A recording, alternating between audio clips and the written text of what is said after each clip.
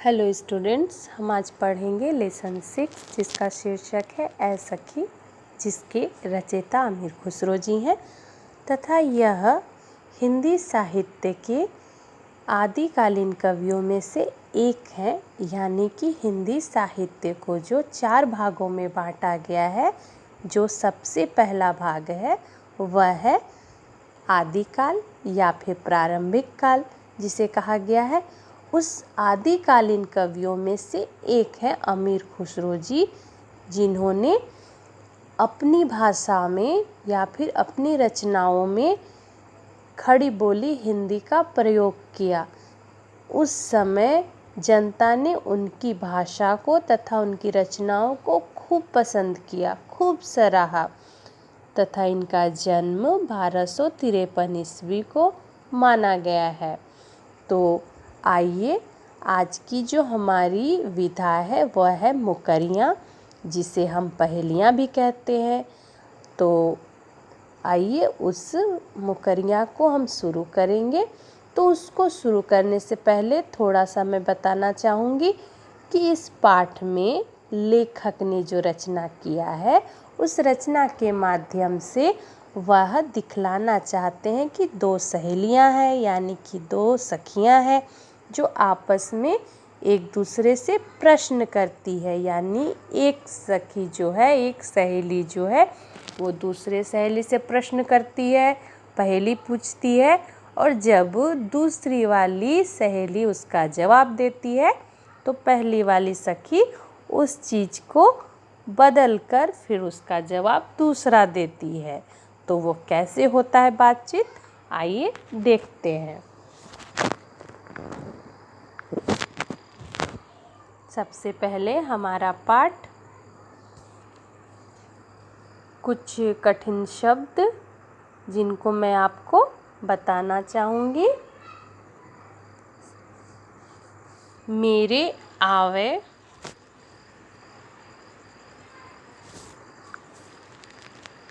मेरे आवे यानी कि मेरे पास आते हैं।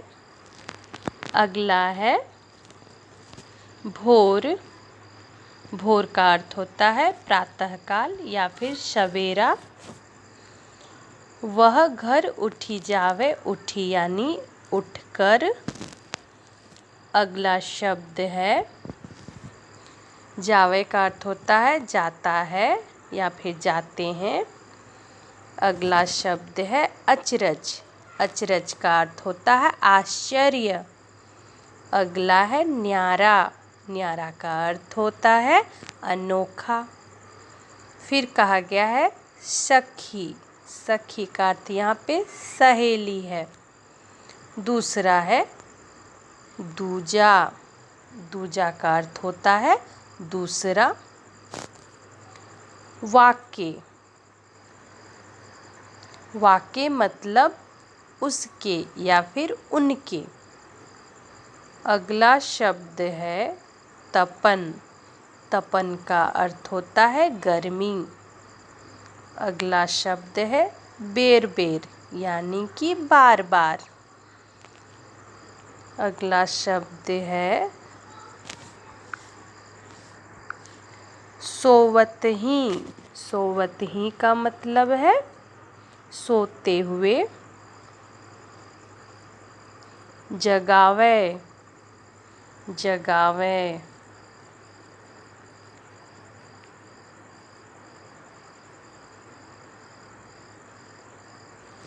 जगावे का अर्थ होता है जगाती या फिर जगाते हैं।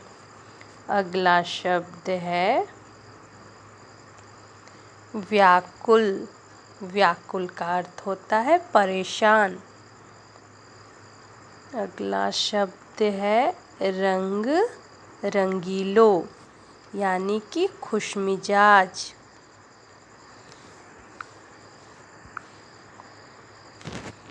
नेक्स्ट सुरंग,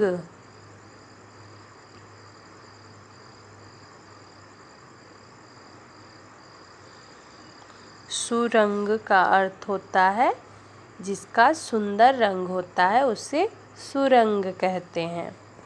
अगला शब्द है गुणवंत।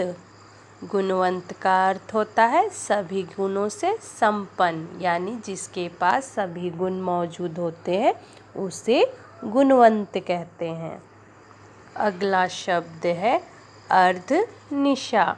अर्धनिशा का अर्थ होता है आधी रात। अगला शब्द है चटकीलो।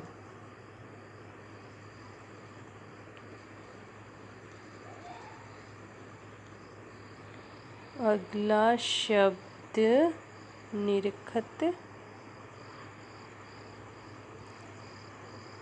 एक और शब्द है निरखत का अर्थ होता है देखकर।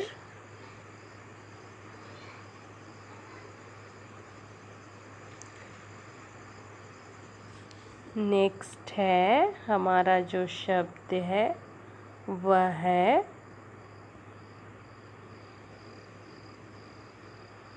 भोन। भोन का अर्थ होता है भवन या घर। नेक्स्ट है वर्णय। वर्णय का अर्थ होता है वर्णन करना।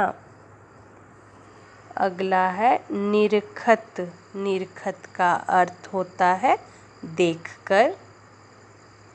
अगला शब्द है मनोरंजन।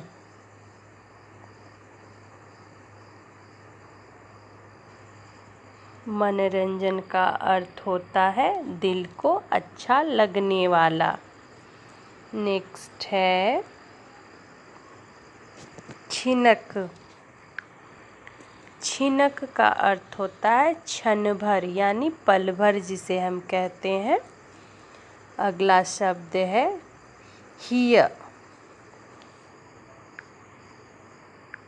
हिय। हिय का अर्थ होता है हृदय जिसे दिल कहते हैं। पीर। पीर का अर्थ होता है व्यथा या पीड़ा। नेक्स्ट है नीर। नीर का अर्थ होता है पानी या जल। नेक्स्ट है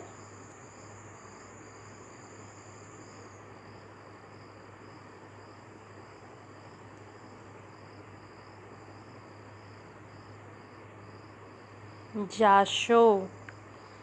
जाशो का अर्थ होता है जिसकी हरय। हरय। हरय का अर्थ होता है दूर करता है। सीरा। सीरा। सीरा का अर्थ होता है शीतल। तो आइए हम लोग पहले इस पाठ को पढ़ते हैं। आज के पाठ के माध्यम से हम आज के पाठ को आधा ही करेंगे, जो कि कुछ इस तरह है, यानी कि दोहा नंबर 1, 2, 3, 4 और 5 तक करेंगे। तो हम आज के इस पाठ के माध्यम से 5 दोहों को करेंगे। तो आइए शुरू करते हैं। सबसे पहले एक सखी दूसरे सखी से पूछती है कि मैं एक मुकरियाँ एक पहेली पूछती हूँ, उसका जवाब दो। तो वह सखी पूछती है, रात समय वह मेरे आवे, भोर भये वह घर उठ जावे, यह अचरज है सबसे न्यारा, ऐ सखी साजन ना सखी तारा। देखिए ये जो है वह उसका जवाब है। सबसे पहले उसकी सखी पूछती है, पहली वाली सखी पूछती है दूसरी सखी से कि सखी पूछ रही है, ए सखी बताओ कि रात के समय वो मेरे पास आते हैं, सुबह होते ही वह उठकर घर चले जाते हैं, यह अचरज यानी यह आश्चर्य सबसे न्यारा है। तो तुम बताओ सखी वह कौन है। तो दूसरी वाली सखी जवाब में क्या कहती है, ऐ सखी यह है साजन। तो फिर दूसरी वाली सखी जवाब देती है, यानी जो पूछ रही है वह जवाब देती है कि ना सखी वह तो तारा है, साजन नहीं है, वह तारा है। आपने ध्यान दिया होगा कि जब हम रात के समय सोते हैं तो वह आ जाता है रात में और सुबह होते ही वह गायब हो जाता है। तो यह कैसा आश्चर्य है। तो फिर जो प्रश्न करती है सखी वही जवाब देती है कि नहीं सखी, वो तो साजन नहीं है, वो कौन है, तो तारा है। दूसरे प्रश्न में पूछती है एक सहेली दूसरे से कि वह आवे तब शादी होए, उस दिन दूजा और न कोई, मीठे लागे वाके बोल, ऐ सखी साजन ना सखी डोल। यानी कि पहली सखी जो है वो दूसरी सखी से कहती है वह आवे तो शादी होए, यानी कि अगर वह आता है तो शादी होता है, और उस दिन दूजा और न कोई, यानी उस दिन किसी दूसरे की वैल्यू नहीं है। मीठे लागे वाके बोल, और उसकी जो बोली है वह बहुत अच्छी लगती है, मीठी लगती है। तो सखी जो जिससे वो प्रश्न करी है वो क्या जवाब देती है कि वह कौन है। कहती है सखी साजन। तो फिर वो कहती नहीं सखी, वह तो है ढोल, शादी में तो ढोल आती है। तो फिर वही कहा गया है कि वह आता है तब शादी होती है, शादी के दिन उसके सिवा और कोई नहीं होता है, उसके बोल लोगों को मीठे लगते हैं। तब सखी कहती यह सखी ये तो साजन है। फिर स्वयं उत्तर देते हुए कहती है सखी नहीं सखी, वो तो ढोल है। तीसरा कुछ इस तरह है। जब मांगू तब जल भरी लावे, मेरे मन की तपन बुझावे, मन का भारी तन का छोटा, ऐ सखी साजन ना सखी लोटा। जब पहली वाली प्रश्न पूछती है, कहती है कि जब मैं मांगती हूँ वह मेरे लिए जल भर कर लाता है और मेरे मन की ताप को बुझाता है, यानी अग्नि को बुझाता है, अर्थात मेरी प्यास को बुझाता है। भले वह शरीर का छोटा है लेकिन हृदय का विशाल है, बड़ा है। तो फिर जवाब में उसकी सहेली क्या कहती है, ऐ सखी यह साजन है। तो जवाब में वह कहती है नहीं सखी, वह तो लोटा है, लोटा जिसे हम जल भरते हैं। अगला है बेर बेर सोवत ही जगावे, ना जागू तो काटे खावे, व्याकुल हुई मैं हक्की बक्की, ऐ सखी साजन ना सखी मक्खी। पहले वाली प्रश्न करती है कि बेर बेर, यानी कि कहती है वह बार बार सोते हुए मुझे जगाता है, अगर मैं नहीं जागती हूँ तो मुझे काटता है और परेशान करता है। मैं परेशान हो गई हूँ और कुछ नहीं कर पा रही हूँ। तो फिर कहती है ऐ सखी यह कौन है, यह साजन है। फिर वह जवाब देती है कि उत्तर में वो क्या कहती है, नहीं सखी वो तो मक्खी है। मक्खी हम लोगों ने देखा है। नेक्स्ट है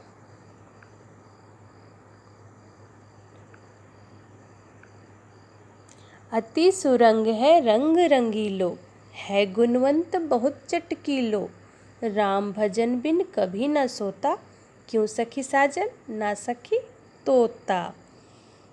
प्रश्न कर रही है सहेली यहाँ पे कि वह बहुत ही सुंदर रंग वाला है, खुश मिजाज है, उसके साथ ही वह गुणवान और चमकीले रंग का भी है, राम का भजन किए बिना वो कभी नहीं सोता है।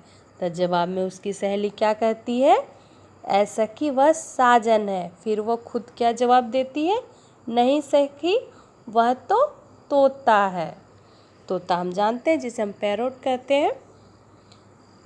आज का हमारा अंतिम जो दोहा है वह है अर्ध निशावो आयो भोन, सुंदरता बर नय सखी कौन, निरखत ही मन भयो आनंद, निरखत ही भयो आनंद, क्यों सखी साजन ना सखी चंद। यहाँ पे प्रश्न करती है सखी और पूछती है आधी रात को वो भवन या फिर घर में आता है, उसकी सुंदरता का वर्णन कोई कवि नहीं कर सकता है। उसे देखते ही मन आनंद से भर उठता है। बताओ वह कौन है? तो फिर उसकी सखी जवाब में क्या कहती है कि साजन। फिर वह खुद जवाब क्या देती है? नहीं सखी, साजन नहीं, वो तो चंद्रमा है। तो हमारा आज का इतना ही दोहा। तो आज का जो आपका प्रश्न है वह है कि आज के जो मैंने दोहे बताए कौन से, दोहा नंबर 1, 2, 3, 4, 5, इन पांचों दोहों का बताया तो मैंने 6 दोहों को, लेकिन आपको सिर्फ 5 दोहों का सरल अर्थ बताना है। यानी कि जो भाषा में यहाँ पे लिखी गई है उस भाषा में नहीं, खड़ी बोली हिंदी में आपको एक सखी दूसरे सखी से कैसे प्रश्न करती है और फिर बदले में उसकी सखी उसका कैसे जवाब देती है, फिर पहले वाली सखी उस जवाब को गलत ठहराते हुए कौन सा जवाब देती है। तो आपको इन पांचों दोहों के अर्थ के साथ प्रश्न और जवाब दोनों देने हैं। तो आज का आपका प्रश्न यही है। तो आज के वीडियो में बस इतना ही। अगले वीडियो में हम पाठ को समाप्त करेंगे। तब तक धन्यवाद।